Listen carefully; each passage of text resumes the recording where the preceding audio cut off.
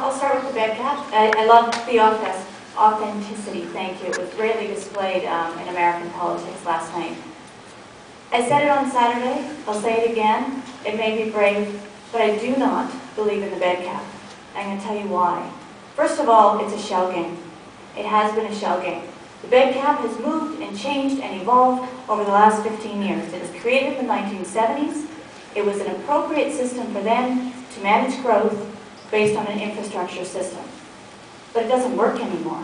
Policies in the Lower Mainland on Vancouver Island across our country are much more effective when it comes to growth management issues, using environmental policies, using eco-density principles, using smart growth.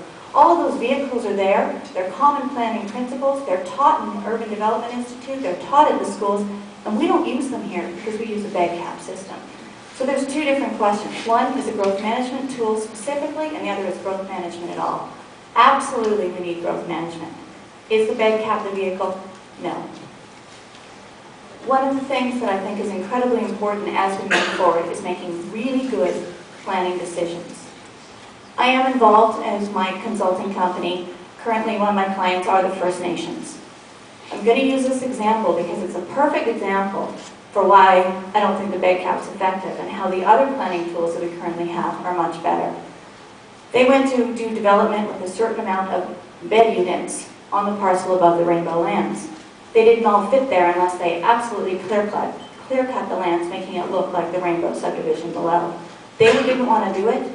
They came to council and staff and said, no way, it's not going to work. We're being forced to put bed units on a piece of land that aren't going to fit.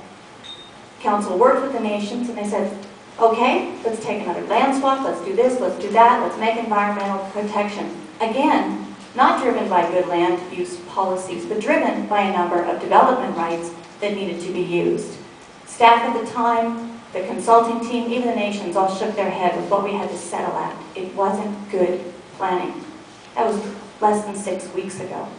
There's many other vehicles to use, and that is something authentically that I would suggest that we incorporate as we move forward. One of the other issues as far as using bed caps and using it as a development potential and being pro-development is I'm pro-opportunity. I recognize how Whistler was established. I recognize how we were built.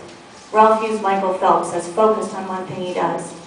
He's not going to be a swimmer for his entire life, and at some point he needs to diversify, and so do we.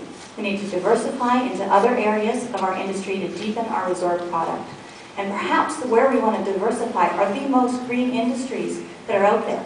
Cultural tourism, the wellness industry, educational tourism, the IT industry. All of them are touted as one of the best sources for economic diversification.